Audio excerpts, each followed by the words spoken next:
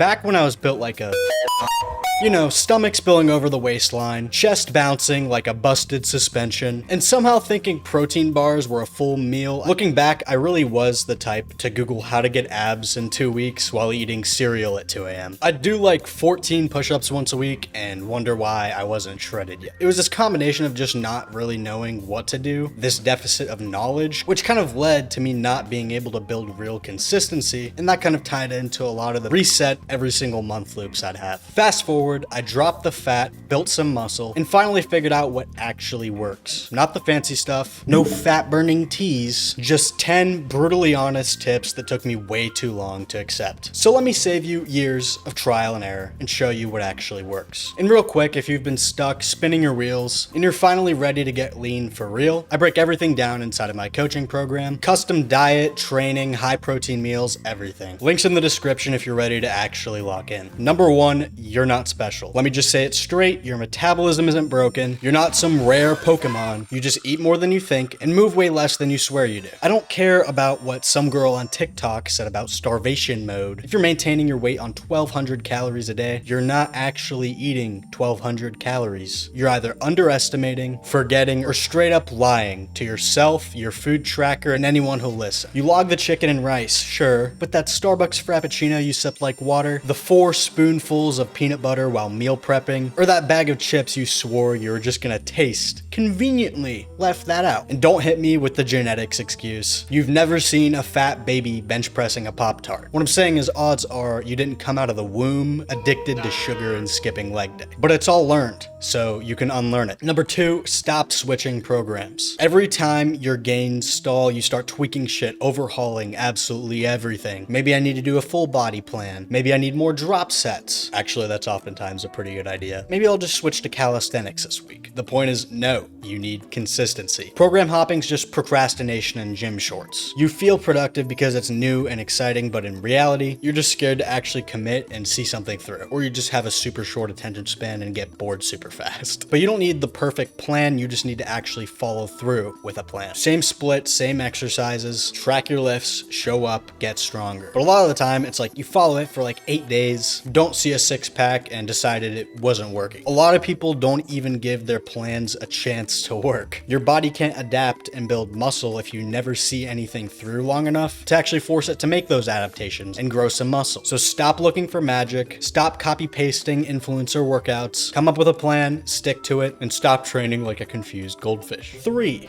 track something. If you're not tracking anything, honestly, you're not trying. You're guessing, and odds are you suck at guessing. You don't have to weigh every gram of rice, but damn, at least know something that's going on under the hood. Your weight, your steps, your calories, your lifts, just something measurable. Most people treat fitness like a clapped 20-year-old Honda Civic. The check engine light's always on and none of the sensors work. So you unfortunately have to manually look under the hood and see what's actually going on in your car, so that way you can continue driving to crumble every day. I feel like I'm eating clean. I feel like I trained hard. That's awesome. I'm 6'4" and have a full beard. Doesn't make it true. If your fat loss has stalled and you're not tracking your calories, you're just unfortunately not in a calorie deficit. You're just hoping you are, and hope isn't a strategy. Start small, track your weight daily, just check on your phone's step counter every once in a while. Use MyFitnessPal for a week, build some awareness. And don't get super in your head about the scale. It's not being mean, it just likes to prank you sometimes with weight fluctuations. And across a weekly average or trend from that real consistency, it goes from a big fat fucking liar to pretty damn honest. And if you don't like what it says, change what you're doing. Data doesn't lie, your excuses do. Number 4, eating the same meals daily. Now this is slightly different from the advice I usually recommend, but what I need to get across here is you don't need a 30 recipe meal plan, you just need that structure. So the real recommendation here is to meal prep about 5 to 8 days in advance. Some actually fun, enjoyable, low calorie, high protein, high volume foods that you can quickly heat up and eat. Eating the same 3 to 5 meals on repeat for a week or two isn't disordered eating, it's just making your life a little bit easier, especially if you diet the way I do and you're meal prepping like low calorie pizzas and protein ice cream and cupcakes and shit. It's easy to get overwhelmed when you play what should I eat every day like it's a fucking game show. Just pick a few low calorie, high protein meals that actually taste good and just rinse and repeat so long as you're actually enjoying it. Real good chicken tender, air fryer, low calorie bread. Smash it together, sandwich, ketchup on there. Oh my god, it's Chick-fil-A. Repeat it, microwave it, marry it. It doesn't matter. Keeping it just a little bit boring makes for consistent results. That doesn't mean the food has to be nasty or the food itself has to be boring, but the actual structure and the things you eat every day, if it's good enough and you've got just a little bit of variety in there, that's kind of the balance you're looking for. If you're still fighting your cravings and guessing your calories every day, odds are you don't need a super diverse diet. You just need a system that's so simple you literally cannot fuck it up. Number 5, train like you mean it. Let's be real. I see a lot of you guys training like you're just trying to sweat a little and feel better about yourself. Going through the motions, doing some half rep curls, slinging weight around, walking up to your friends, talking to them for like 30 minutes and leaving. But that's not training, that's just being in the building. Training with intent means pushing sets close to failure, tracking progress, trying to beat last week's numbers, or even just going slower on the eccentric, focusing on that mind-muscle connection. Not just surviving the workout, but dominating. You shouldn't really be leaving the gym wondering if you've done enough. Your body's usually gonna tell you that you've done enough. Shaky arms, fried legs, drenched shirt, good to go. Now, you don't want to get so wrecked that you can't recover and progress and actually perform in your next workout. Train as smart as you possibly can, but when it comes to building muscle, intensity is almost always rewarded, so long as you keep it calculated. Train like you're actually trying to build something, not to just get a Snapchat story post and say you went to the gym. By the way, if this is clicking for you and you're tired of doing it alone, that's literally why I coach. I'll build your plan, help you stick to it, and get you lean without the guesswork. You just gotta show up. First link below. Number 6, just walk more.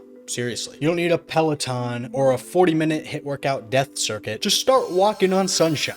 Walking is literally the most slept on fat burning tool on the entire planet. Low stress, burns calories, helps digestion, clears your head, and you can do it while watching TV or texting your situationship. You're stuck looking for fat burner supplements when just walking 10K steps a day would probably fix like 80% of your problems. It's like, I can't lose weight, but you're laying in bed all day or playing fucking Marvel Rivals and scrolling on TikTok like a frozen potato. I hear I don't have time a lot, but you had time for a 90-minute screen report on Instagram, walk on calls, walk after meals, walk while crying at 1 a.m. It really all adds up. You don't need to run, you don't need to sweat, you just need to move. It's free, underrated, and doesn't wreck your recovery. Walk like your physique depends on it, because it kind of does. Number 7, high protein equals high satiety. If you're always hungry, always craving junk, accidentally always eating 3 servings of cereal at 11 p.m., you're trying to cut on a diet built like a 7-year-old's lunchbox. Goldfish, granola bars, air, and a staple, white monsters.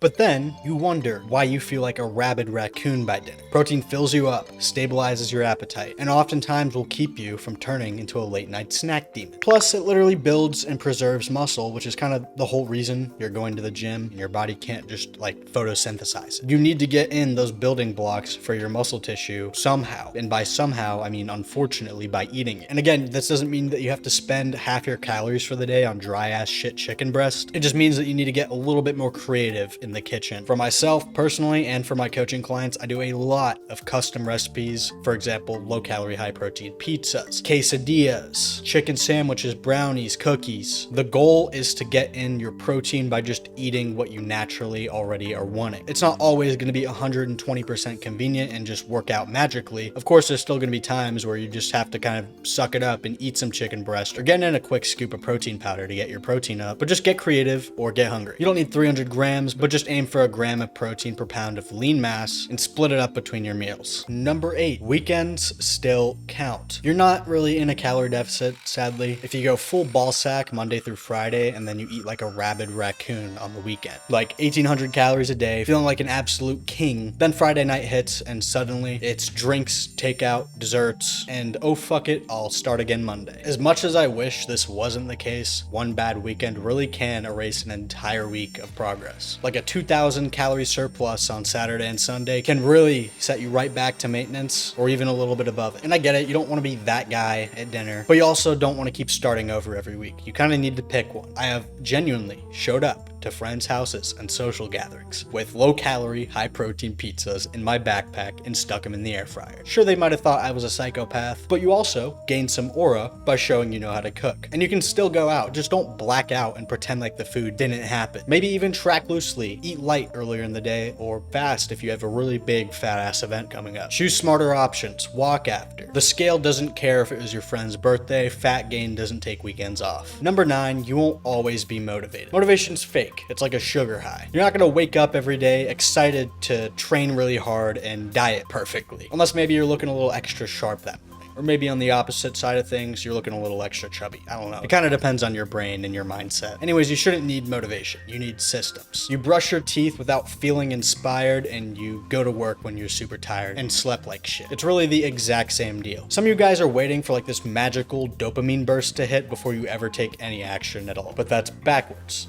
Action comes first. The motivation will come after, once you start getting results, or you just naturally build up discipline and get some consistency going, and you don't even need motivation. Just kind of a nice to have, or makes your progress a little bit quicker here and there. If you only work out when you feel like it, if you only walk, do your cardio when you feel like it, you're gonna stay the same forever. The discipline is doing it when it sucks, when you're tired, when it's raining, when you'd rather just lay in bed and scroll on TikTok. But what's motivating is seeing the scale drop, looking in the mirror and finally not hating what you see, fitting into clothes that used to squeeze the fuck out of your love handles and make you feel like a melting ice cream cone. But it's not really about the motivation, it's about doing what needs to be done regardless. Moving into number 10, you don't want it badly enough. You keep saying you want to change, but your actions tell a completely different story. Wanting the results, but without the work. You want to be lean, but not enough to actually prep your meals and have some food ready in advance. Not enough to skip your mom's cookies, or I don't know, have your own cookies that are 20 calories and like 3 grams of protein each. If you really want it, you'll do everything you can to make it easier to win, or even just set yourself up to stack up small wins like I talked about earlier with the tracking. Having high protein meals ready to go. Keeping your fridge stocked with Ninja Creamy ice cream instead of hoping willpower saves you at 10 p.m. You shouldn't be winging it. Even if your willpower sucks, you can get around it with strategy. If you really want it bad enough, you'll make these kinds of changes and you'll build a system that keeps you on track even when your motivation dips. If you want my help building that, first link below. Let's stop starting over every Monday, guys.